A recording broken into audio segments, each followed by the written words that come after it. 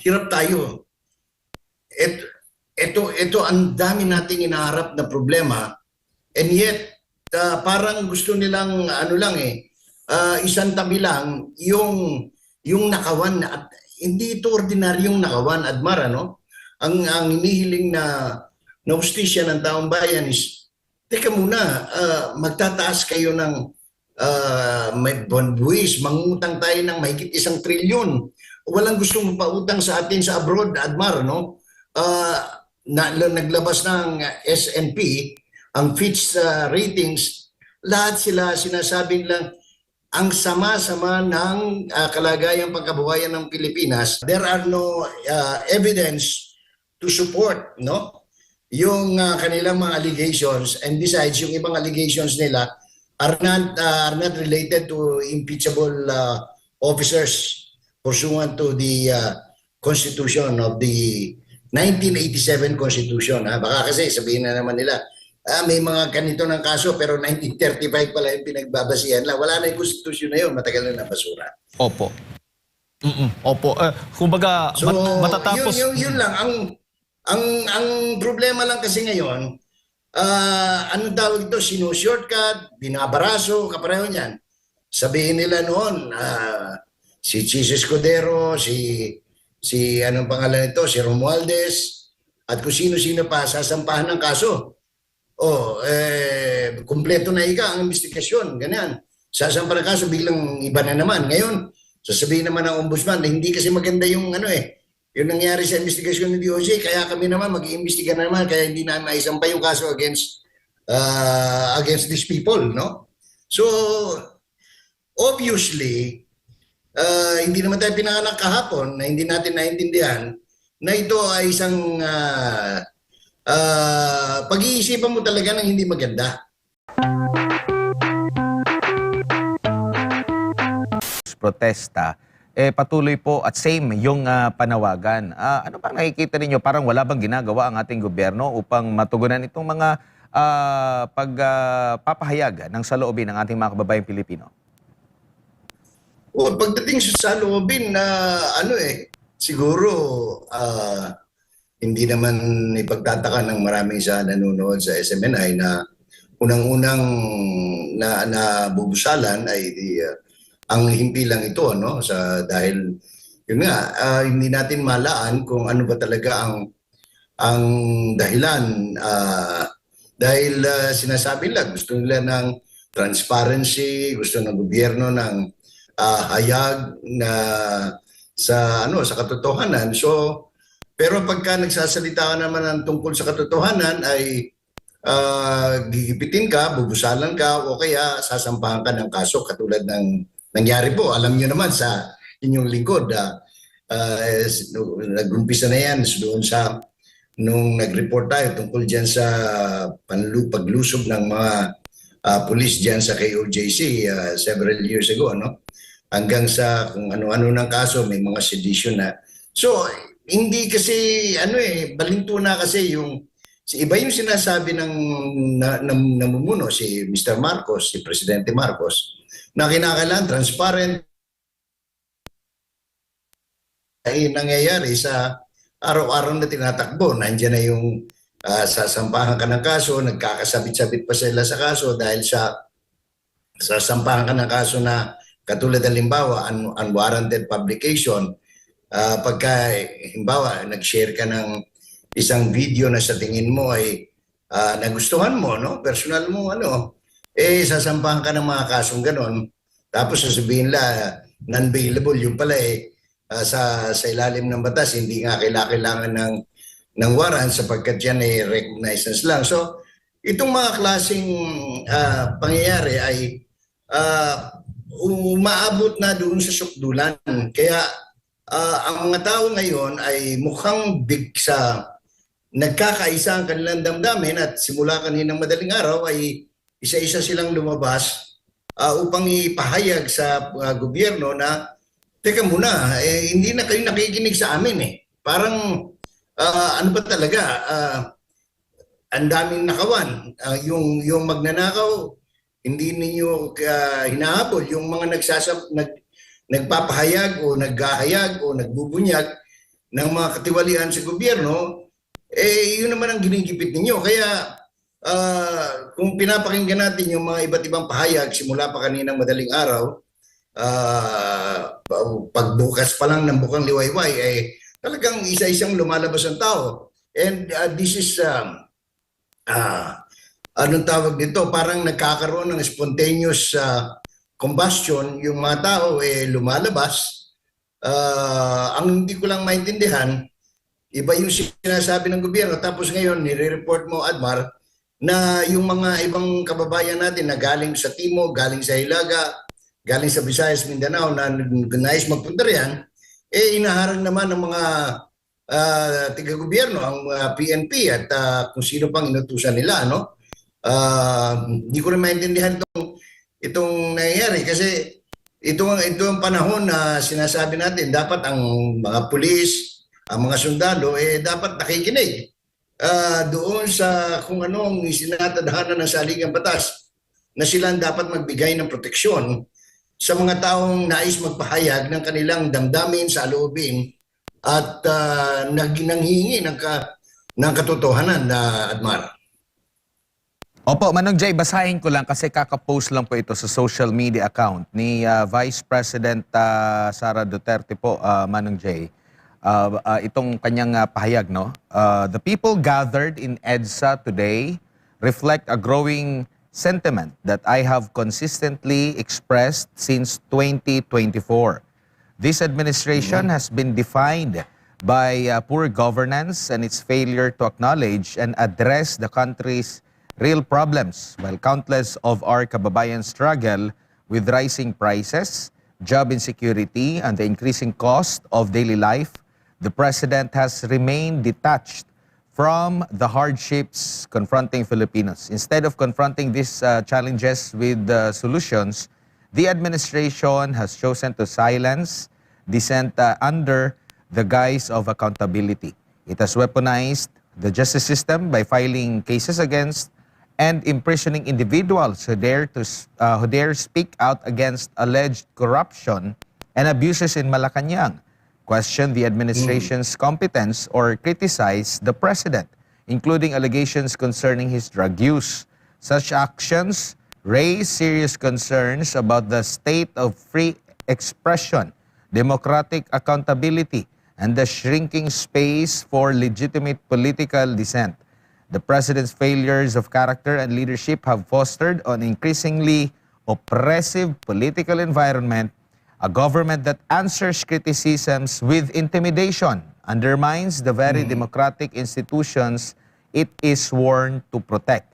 This is no longer a matter of politics. It is a matter of the honor of the state and the future of a people who continue to bear the weight of economic hardships while their voices are increasingly met with repression. Syukran, yan po yung naging pahayag ni Vice President Sara Duterte ngayon lang, Manong Jay. Malinaw yung assessment ng tanggapan ng pangalawang Pangulo, no, sa nagdudumilat na katotohanan. Sapagkat ito nga, no, hirap tayo. Ito ang dami nating inaharap na problema, and yet parang gusto nilang isang tabi lang yung nakawan at hindi ito ordinaryong nakawan, Admar, no? Ang hinihiling na hustisya ng taong bayan is, teka muna, magtataas kayo ng may buwis, mangutang tayo ng mahigit 1 trilyon. Walang gustong pautang sa atin sa abroad, Admar, no? Naglabas ng S&P ang Fitch ratings, lahat sila sinasabing lang ang sama-sama ng kalagayang pagkabuhayan ng Pilipinas na ayaw nilang magpautang sa atin. So ang nangyayari ngayon, para lang matustusan itong inaprubahang budget ng Kongreso na sobra-sobra dahil hindi naman talaga na makukolekta yan. So ang gagawin, mangungutang sila. At mangungutang sila ng mahigit 1 trilyon, 1.2 kung hindi ako nagkakamali, trillion pesos from domestic, ang tawag na domestic borrowings at very, very high interest rates. So siyempre, ang maapekto na naman yan tayo. O apektado na nga tayo, yung, lalo na kayo dyan sa Metro Manila, no? Ang bigas, ang gulay, ang karne, ang lahat ng bilihin halos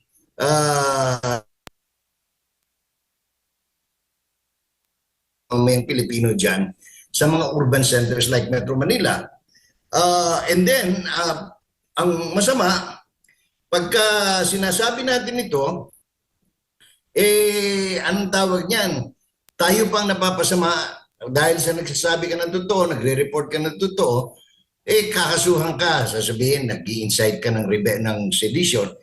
Wala ka namang balak na ganun, wala ka namang intensyon na ganun, kundi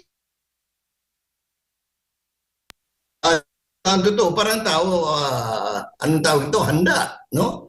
Kapareho ngayon,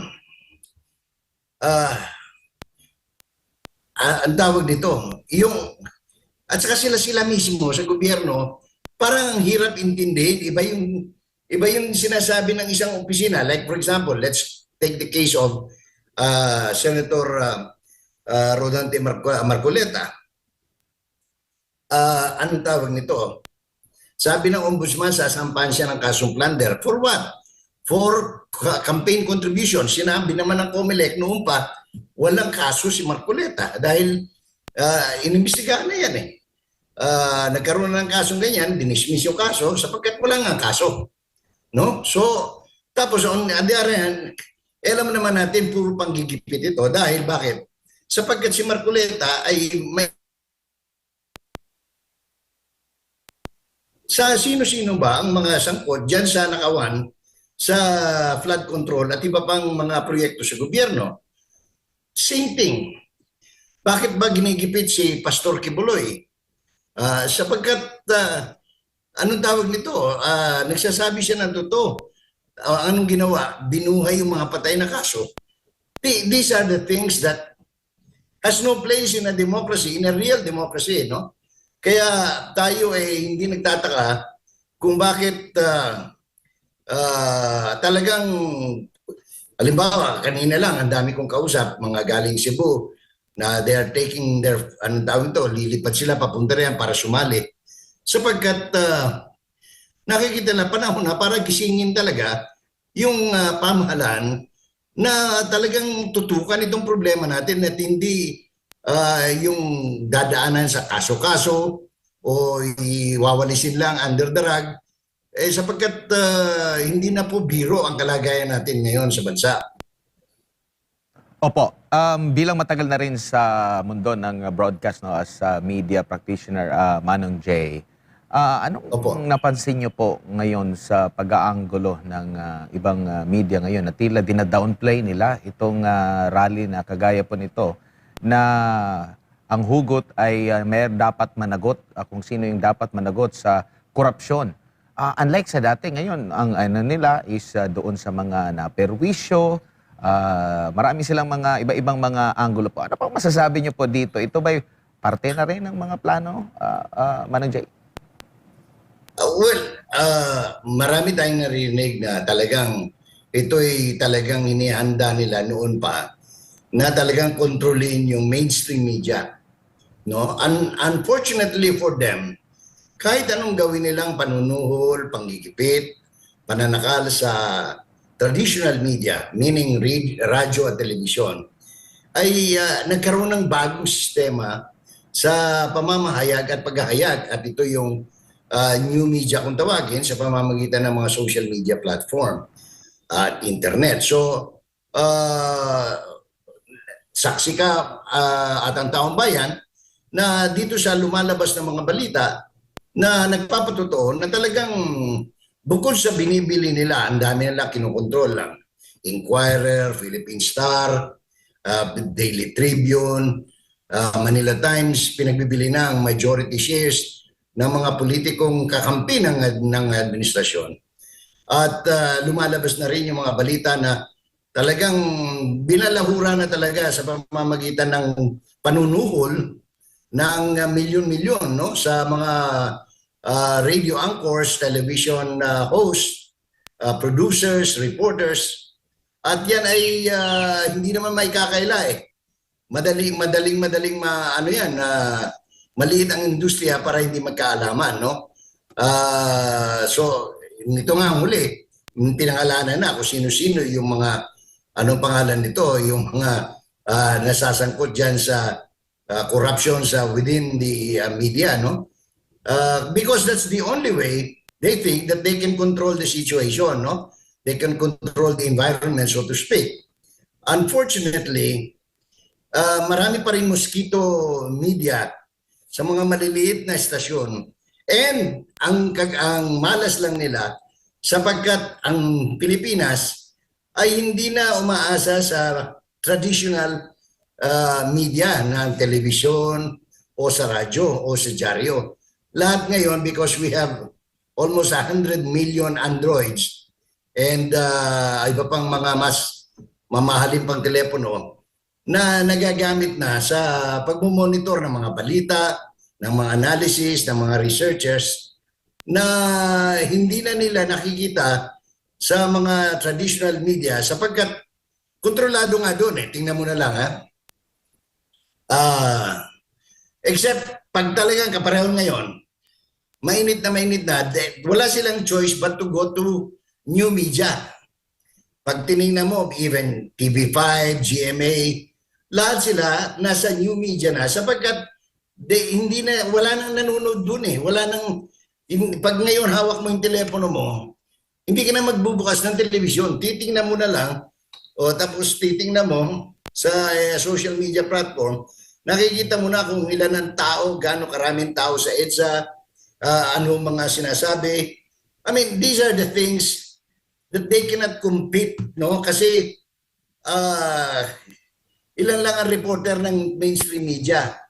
No, ilan lang. Ilan ang may hawak na Android. Opo. Ang latest nilang assessment, mahigit sa 80 milyones na Pilipino may hawak-hawak na Android at dito sila nagkumukuha ng kanilang mga impormasyon at balita. Every day, 24/7. So, hindi nila pwedeng kontrolin yan unless of course, they shut down the entire world of the web, no? Pero hindi naman lang magagawa yan. So, Opo. ngayon, nagkakaproblema sila. Ang isang iniinano ko, kanina pa itong alas 3 ng madaling araw, nangyayari, wala kang narinig na matinong leader ng bansa, except of course the statement from the Vice President, na nagsasalita patungkol dito. Anong narinig natin from Malacanang? Sinara na ang mga daanan, nilalagyan na ng mga barbed wire sa Benjola, pati na sa may Nagtahan, pati dito sa may Ayala Bridge. Practically on lockdown ang ating center of governance, no? Wala tayong narinig pa from the President addressing the issue na pinapanawagan. Opo. Manong Jay, maputo lang kita. Meron na ba? Opo, Manong Jay, maputo lang kita, Manong Jay, kasi si partner Jason Rubrico ay nandun mismo sa area para samahan tayo at maki-update tayo. Maitanong ko lang, kasi parang ano bang basa nyo po doon sa recent na desisyon na aprobahan yung 85 pesos na dagdag sa mga minimum wage earner ngayong araw na ito? Tingin nyo, ano ba to, pampahupa dito sa mga pangyayari ngayon? Nagkataon lang ba o itinaon?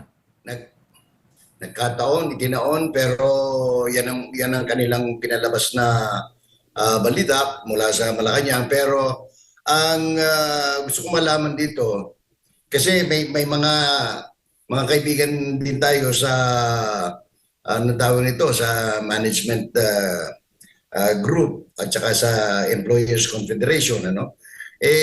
Mukhang hindi dumaan sa tamang proseso ito, no? So, magkakaroon tayo na naman ng problema nito kasi unang-una, hindi naman kasi kapag karaka pwede kang maglagay dyan dahil sa batas, sa batas, kinakailangan magkaroon ng tripartite, anong tawag niyan, agreement, no? Labor, management, tapos government, no? 85 pesos yung malaki. Malaki ito in terms of anong sa kakayanan ng medium small medium scale business, no? So tingnan natin. Maganda siya sa biglang tingin, ano? Kasi madadagdagan ng konti yung kikitain ng tao sa pang-araw-araw. Ang problema diyan, kaya bang ibigay ng pangasiwaan? Sa harap ng katotohanan na ang sama-sama ng kalagayan ng negosyo ngayon pag ninegosyo sa bansa. Kasama pa rin yung biglang pagdaos-dos ng halaga ng piso na lalo na kung ang sa manufacturing sector sapagkat yung kanilang raw material imported yan, so they would need more pesos to be able to buy dollars, no? Para mabili nila yung raw materials nila. So ngayon, pagka ganun ng sitwasyon, tapos dadagdagan mo pa papatungan mo ng increase sa arawan. Sasabihin ng iba, maliit nga yan kung tutusin na Tito J, kasi 85 lang yan. Sa bigas pa lang, wala pang 2 kilo yan. Ano? Ang problema nga, kung maayos ang takbo ng negosyo, walang problema. Ang problema, napakasama ng takbo ng negosyo. Import, export, sabihin mo na kahit sa agriculture, masama pa rin, no? So, yan ang isang problema na kung sinasabi ng gobyerno, historic nga talaga. Sapagkat baka walang negosyo na makakayanan na ibigay yan. Ngayon, nandyan nga yan, in-announce, kung hindi na makaibigay ng management, kung hindi magsasara sila, di mas lalo na ito tayo sa buhay sapagkat mawawala naman ng trabaho yung mga manggagawa. So, by the way, gusto ko lang malaman kasi I'm also receiving report, Admar, no, na meron din pagtitipon ng maraming tao dyan sa may Liwasang Bonifacio. Anong balita riyan? Kasi ang dami rito sa Visayas, Mindanao ang nagtatanong kung saan sila tutuloy, kung dyan ba sa EDSA o doon ba sa Liwasang Bonifacio. Manong Jay, si Jade, ito, ang balita nga, meron doon sa Liwasang Bonifacio kanina yan at inaantabayan na natin yung huling update. Ito yung pinapakita natin kanina po yan, dyan sa Liwasang Bonifacio kung saan ay dagsarin po yung mga rallyista. Same po dito sa nangyayari sa EDSA People Power Monument. Siguro, yung mga gustong pumunta at gustong makiisa sa rally, mas marami dito sa may EDSA People Power Monument, EDSA. Sir Jay. Oo, kung sila gustong pumunta at makiisa po dyan sa peaceful rally po ng INC dyan po sa EDSA People Power Monument. Sir Jay, may tanong lamang ako sa iyo kasi kanina nababanggit natin itong corruption issue, pero hindi natin makakalimutan natin ang refleksyon din po ng korupsyon, yung kahirapan at syempre yung pagtaas ng bilang ng krimen. Ano bang masasabi mo sa estado ng ating peace and order sa ating bansa kasunod ng serye ng mga karahasan na kung saan ay nasasangkot po itong mga kabataan? Ayokong pasinungalingan yung palaging binibida ng PNP, no, ng gobyerno, ng Philippine National Police, ng DILG, na ika nila ang laki ng binaba ng crime index, no, sa Pilipinas over the last several months. Kung pakikinggan mo sila, tapos dito sa on the ground naman ibang nangyayari, talagang ano ba ito, nakikipaglokohan ba? Yun ang magiging reaction mo kasi nga kapareho niyan. Ang daming kaso, no? Ang daming krimen at mas malala, no? So hindi ko batid, no, kung paano, dahil dito nakikita ko naman sa anong pangalan nito, sa may mga nagche-checkpoint, may mga nagpapatrolya naman, pero halimbawa na lang dito sa capital city ng Davao del Sur, malayo na ito sa Metro Manila. Pero lintik ang nakawan dito gabi-gabi, no? Akyat bahay, tapos may mga nagagahasa, may mga nasasaksak, nababaril. Balinto na ito doon sa naririnig natin sa mga pahayag ni Secretary Remulla, ni John Vic Remulla na we've never been as peaceful as in the last several years. Kaysa ngayon talagang napakatahimik, napaka-maayos na kalagayan. Ewan ko kung saan nakatira si Mr. John Vic kasi sa mismo Cavite, sunod-sunod yung krimen din ultimong mga bata, no, yung mga saksakan ng mga estudyante, doon nangyayari sa kanyang lalawigan na dati siyang gobernador. So nakakabahala, no, nakakabahala sapagkat kahit na nga yung dito ang napansin ko simula nung 3 taon na bumalik na naman yung mga nagtitinda ng yung mga pusher, active na naman, no. Dito sa anong pangalan nito sa amin, no. Parang wala silang kinatatakutan parang ganun ng may serial rapist pa. I don't know kung paano ko hindi ko anong tawag to, I can't reconcile no yung statement from the DILG and PNP as against what is actually happening on the ground, Jade. Opo, lalo na't sa loob ng mga paaralan nangyayari po yung mga karahasan, Sir Jay. At kayo ho ba ay sumasang-ayon na dapat may mga kapulisan na sa loob ng mga paaralan? Though maraming mga kritiko na tutol dito dahil nga ang paaralan ay isang ligtas na lugar at dapat malayo po sa karahasan. Pero ito nangyayari na nga. Alam mo, this is hindi lang ito ordinaryong problema, kinakailangan maarok ng gusto dahil ewan ko, kami kasi naabutan namin ng panahon, araw-araw may dala pa kaming gulok may dala pa kaming sanggot, no?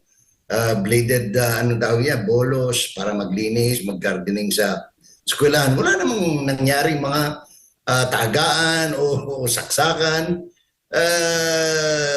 because anong tawag nito, maayos kasi the system before, may disiplina, may paggalang. Ewan ko kung anong reflection ba ito sa kapabayaan, sa anong pangalan nito, pero ang isang malinaw dito, lalo na pag sinusubaybayan ko yung mga kwento nitong mga kabataan ngayon, hindi sila takot kasi alam nila hindi sila makukulong kasi nga merong Pangilinan law, Pangilinan doctrine, no? Na kapag ka minor de edad ka, hindi ka makukulong, okay lang kahit manaksak ka rin, mamaril ka rin. Noon pa, sinasabi na natin may problemang malaki rito sa batas na ito na isinulong ni Mr. Pangilinan, pero yun nga, wala namang nakikinig. Ilang taon na yung 6 years na yung pangalan nito, yung panukalang batas na i-revisit itong batas na ito, pero anong pangalan ito, hindi gumalaw kasi nga busy sa pagtatakip ng katiwalian. Pagka minsan nagkakaroon ng investigasyon pero natatakpan, yung busy yung mga ewan ko anong pinagkakabalahan natin mga babatas, milyon-milyon yung kanilang mga legislative allowances, pero hindi ito ang inaasikaso nila. That is why nagko-compound yung problema, no? Sabi nila yung stress level ng bata, yung anong pangalan niya, mayroong tawag yung mga batang yung attitude, no? Ng kabataan. So yan ang isang malaking problema natin, Jay. Opo. At ang sabi pa nga ng ilan, nakakatawa dahil ang pag-normalize daw ng karahasan sa bansa ay iniuugnay kay dating Pangulong Duterte. Si FPRD daw yung nag-normalize nitong karahasan. Ayun, kalokohan na yun talaga. Kalokohan yun. Dahil unang-una, matagal nang hindi presidente yun. Matagal nang, alam mo, pagka leader ka, pagsampa mo pa lang dyan, nandiyan yung mga problema, tutukan mo, wag kang manisi ng ibang tao dahil kahit nasisihin mo pa kung sinong tarpulano dyan, ikaw yung nakaupo rin Di ikaw din ang ikaw dapat na magbigay ng solusyon. Kung hindi mo masolusyonan, wala kang kwentang tao. Wala kang kwentang leader. You do not blame previous people. Ikaw dapat tumutok sa problema. Opo, at may kaugnayan. Hindi ako believe doon sa yung mga ganyan, yung sasabihin. Kasi ganito yan, napabayan. Malinaw naman kung saan ang saan sila Noon, takot yung mga bata, matitigan lang, makakita lang nga ng pulis na naka-uniforme, takot na. Ngayon, hindi. Sabihin na, kahit na nga duraan yung pulis, wala naman sila, hindi naman sila makukulong. Yun ang katwiran nila yun. Opo, opo. At baga, reflection din po sa may kaugnayan din po yung leadership talaga sa pagsugpo ng kriminalidad sa ating bansa, Sir Jay. Kasi depende sa lugar eh. Tingnan mo. Bakit sa Davao City disiplinado mga tao? Bakit sila lahat, wala kang makikitang nagtatapon ng dumi, alas 3 pa lang, nang malinis na ang kapaligiran, no? Lahat sumusunod. Pagtatawid, traffic light, sinusunod. Pag sinabing hindi pwedeng walang helmet pag nakamotor, hindi pwedeng hindi pwedeng nakatsinelas, hindi. Sumusunod lahat eh. Depende yan sa leader. Kasi pag kinausap mo, katulad dito sa Davao City, simpleng-simple lang eh. Dahil yun nga, mahirap na ang buhay, so marami na nagmumotor. Simple lang. Pagka meron silang tulong eh, doon sa mga na-aksidente. Pero pag ikaw walang helmet, wala kang makukuha tulong kasi malinaw ang sinasabi sa mga overpass nakalagay na 'yan eh. Pag wala kang helmet, hindi ka sumunod sa batas, wala kang tulong na makukuha sa gobyerno. So lahat ng tao sumusunod kasi pag na-aksidente sila, at least meron silang malalapitan sa gamot, sa hospitalization, lahat. So yan ang mga anong tawag yun, nasa liderato. Pag nakikita mo, kawatan yung leader mo, nasasangkot sa maleta, no? Talagang mawawalan ka ng respeto. Sino susunod na sa mga lituntunin? Kahit sabihin mo pa, maglagay ka ng mga kung ano-anong ordinansa riyan o ano-anong batas. Wala susunod dahil alam nila, tarantado yung namumuno. Opo, opo. At syempre, Sir Jay, ang nakakabahala din ay dahil sa kriminalidad ay malaking naidudulot yung magiging epekto po nito sa mga dayuhang mamumuhunan sa ating bansa para mas lalo pa tayong makakakuha o makakabuo pa ng mas maraming trabaho para sa mga Pilipino. Exactly. That's why one of the reasons na hindi tayo makautang kasi wala naman talagang choice ang gobyerno ngayon kundi mangutang dahil unang-una nga, they approve a budget, a national spending na hindi naman kaya talagang tustusan ng kikitain ng lahat ng mga revenue, offices ng gobyerno, BIR, customs, lahat. Ang kikitain lang nila 5 trillion, nag-approve ng 7 trillion. Naturally, hindi mo matutustusan yan kundi mangutang ka.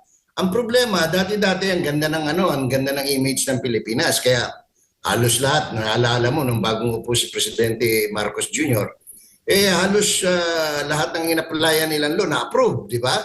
Pero ngayon, mismong mga ratings, yung mga financial institutions, yung mga Fitch ratings, S&P, mga kung ano-anong mga yung talagang nagre-rating sa mga bansa o dun sa mga mangungutang sa even private companies, sila mismo nagsasabi,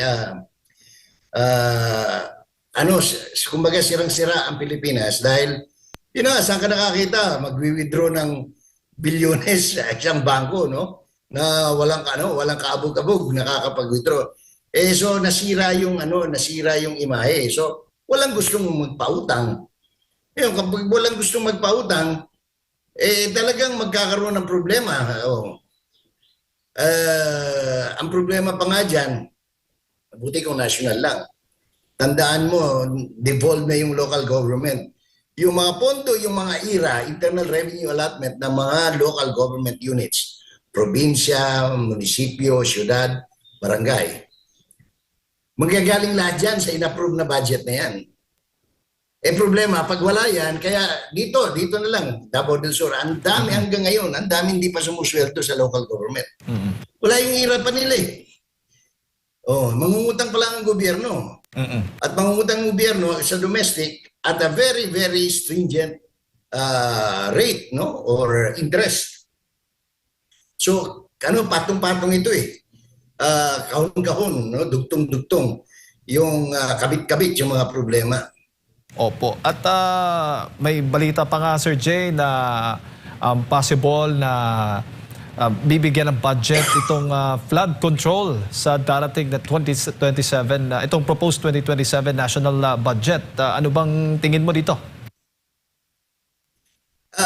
Hindi naman pwede kasing ako, in fairness, hindi naman pwedeng hindi labigyan yan dahil ngayon na lang tatlong itong magkakasunod na low pressure area, sinasabing malamang-lamang tatlong sunod-sunod na bagyo ito papasok sa Philippine Area of Responsibility. Ang tingin pa nga nila baka mag-landfall lahat ito. Lalo na itong si Henry, itong nauna, tapos may kasunod siyang dalawa. So, pag hindi ka naman naglaan ng pondo yan, mas lalong magkakaroon ng malaking problema. So, wala namang masama sa flood control kung ginamit lang ng gusto. Ang problema, pinagyabang natin 5,500 flood control projects. Natapos na, yung pala walang natapos. It's either wala talagang flood control project, yung iba ay anong tawag nito? Drawing lang. Yung iba naman hindi tapos, yung iba nadaanan lang ng konting baha, nasira na. So, nasa implementation nasa implementation. So, hindi ko minamasama na magkaroon ng budget sa flood control sapagkat kailangan natin pero ang problema lang diyan yung pagpapatupad, yung implementation. Ngayon, ang problema diyan sa insertion na naman. So, malaki talaga yung sakit ng ulo ngayon. Sinasabi ng Supreme Court, anong tawag nito? Kayong lahat, mag-submit kayo ngayon. So, alam mo kaya masakit ang ulo ng administrasyon maaring nalusutan nila yung flood control scam, corruption dyan sa Blue Ribbon Committee. Hindi na nila pwedeng talikuran itong pinapasampina na ng Supreme Court lahat ngayon ng dokumento, ng tao, ng ebidensya. Litrato kung ano man yun. So, dito siya. Kaya masakit ang ulo nila. I cannot imagine the headache of these people. Paano nila lulusutan yan? Kasi dito pwede lang pagtakpan-takpan, ombudsman, DOJ, yung mga ganon, Senate, House. Pero Supreme Court mukhang nagkakaproblema talaga silang malaki dyan. And people know what is going on. Opo. Sir Jay, pwede ho bang dapat manindigan, magdesisyon na kagad-agad, urgent yung Supreme Court, kaugnay nga ng mga issue ng national budget natin, itong issue ng impeachment kay VP Sara Duterte. Dahil sa nakikita natin ngayon, alam natin na talagang nahahati ang ating bansa. Kabi-kabila na po yung mga kilos protesta tulad po ng mga nangyayari ngayon. Sir Jay. Yung with respect to the insertions, yung 400, almost 500 billion, malinaw na yan na minamadali na nila. Kaya nga, pinasasampi na lahat ng, lahat ng dokumento, lahat ng, para malaman sino talaga ang dapat managot dito. Ngayon, yung sa anong tawag nito, yung sa impeachment, may proseso kasi yan. Ang proseso ngayon, nagkaroon ng pre-trial. But at the same time, kung lilimiin mo yung sagot ng Vice Presidente doon sa 4 na impeachment, articles of impeachment, dahil nga sa tingin nila ng tanggapan ng Vice Presidente na walang sapat na ebidensya, that's why they are moving to dismiss, may motion to dismiss doon sa nakapending ngayon dyan sa Senate Tribunal because there are no evidence to support yung kanilang mga allegations, and besides yung ibang allegations nila are not related to impeachable officers pursuant to the Constitution of the 1987 Constitution. Baka kasi sabihin na naman nila may mga ganito ng kaso pero 1935 pala yung pinagbabasihan lang. Wala na yung Constitution na yun, matagal na basura. Opo. Opo. Kumbaga, So, matatapos... Yun lang. Ang problema lang kasi ngayon, anong tawag ito? Sino-shortcut, binabaraso, kapareho niyan. Sabihin nila noon, si Chis Escudero, si anong pangalan nito? Si Romualdez, at kung sino-sino pa sasampahan ng kaso. Kumpleto na ang investigasyon, ganyan. Sasampahan ng kaso, biglang iba na naman. Ngayon, sasabihin naman ng ombudsman na hindi kasi maganda yung yung nangyari sa investigasyon ng DOJ, kaya kami naman mag-iimbestiga na naman, kaya hindi na maisampay yung kaso against these people, no? So, obviously, hindi naman tayo pinanganak kahapon na hindi natin naintindihan na ito ay isang pag-iisipan mo talaga ng hindi maganda. No? Na ano ba ito? Drama ba ito? O ano lang ito? Para na sa ganun, makuha nila yung numero. Ano pang kwento? Tapos may problema pa tayong malaki dyan sa July 6 sa impeachment. Opo. Oo. Dapat ang presiding Senate President, yung Senate President natin, hindi naman abogado, hindi nag-aral ng abogasya. So, he doesn't even have anong tawag nito, or LLB man lang, or Juris Doctor. Dalawa lang ang alam kong sa mga abogado dyan na talagang dumaan sa litigation. Yung talagang alam mo kung paano mag-handle ng litigation, no? And that's Jesus Escudero and Cayetano and ang tawag nito, ito si Marcoleta. Ang problema, ito yung mga sinasampahan naman nila ng mga plunder case.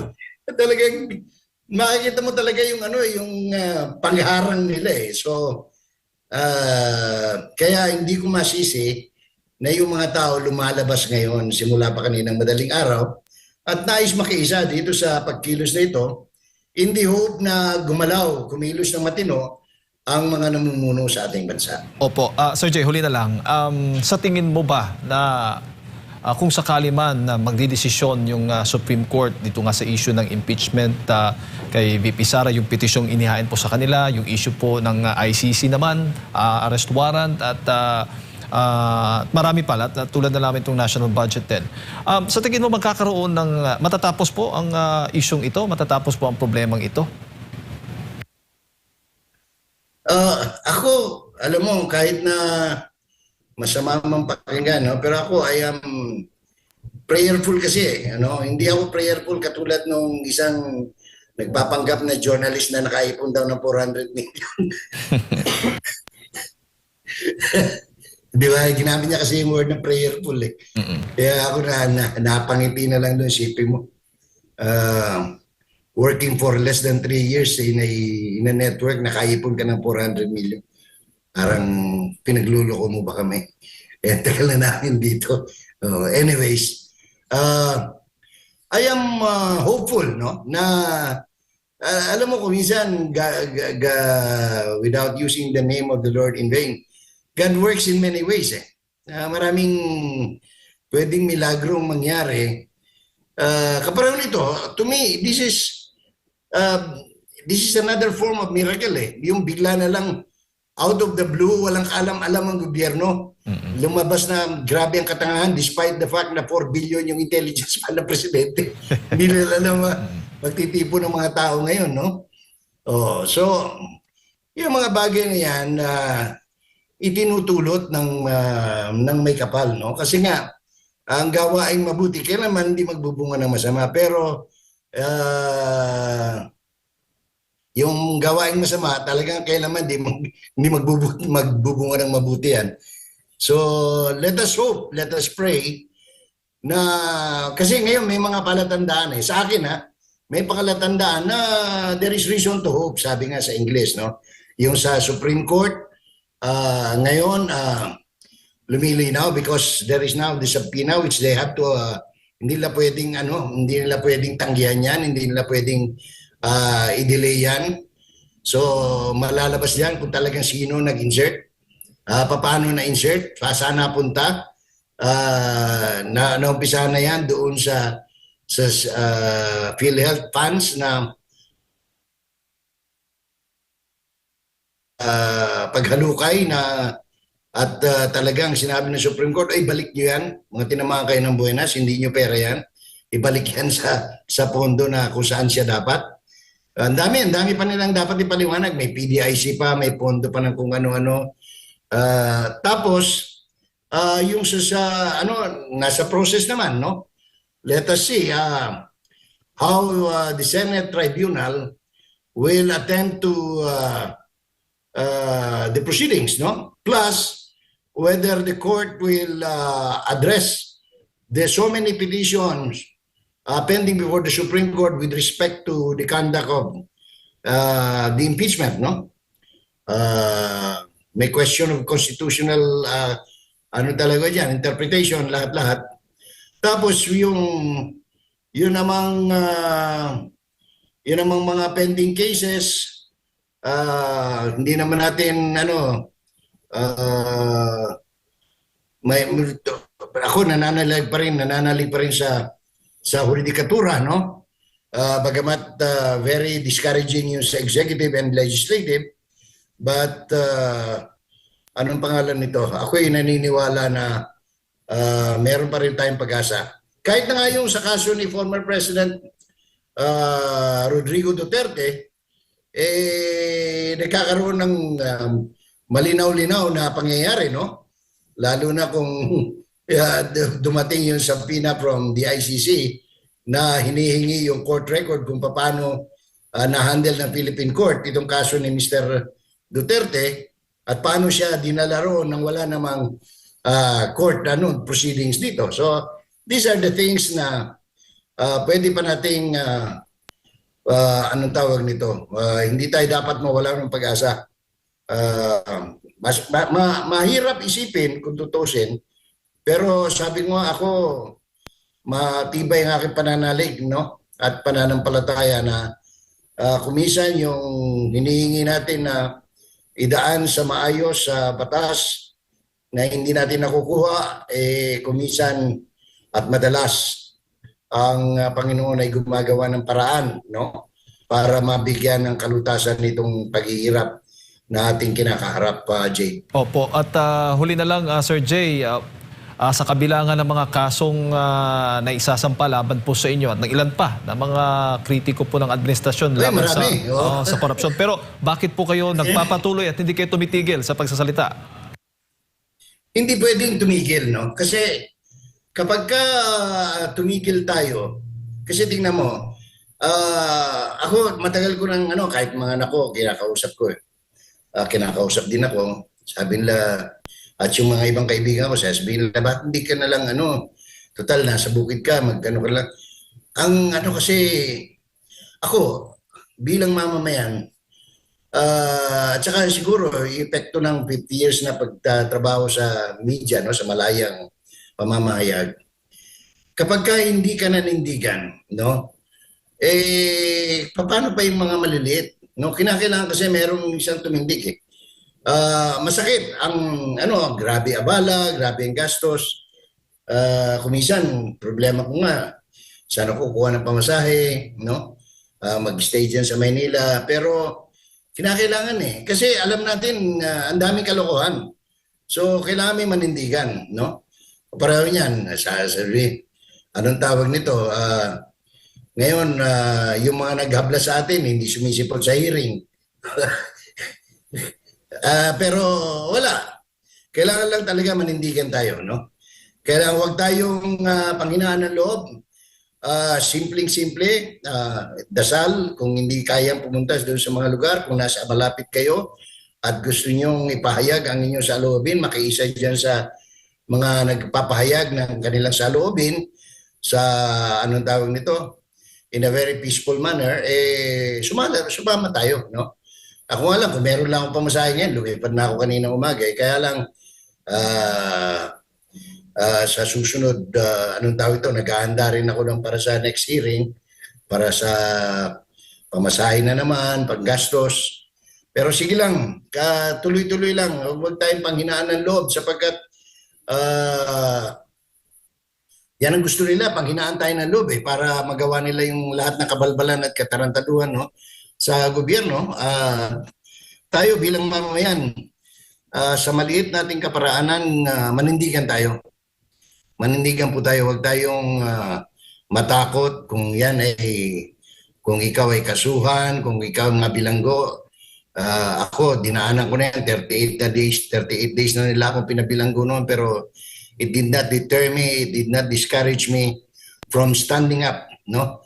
para sa katotohanan na Jade.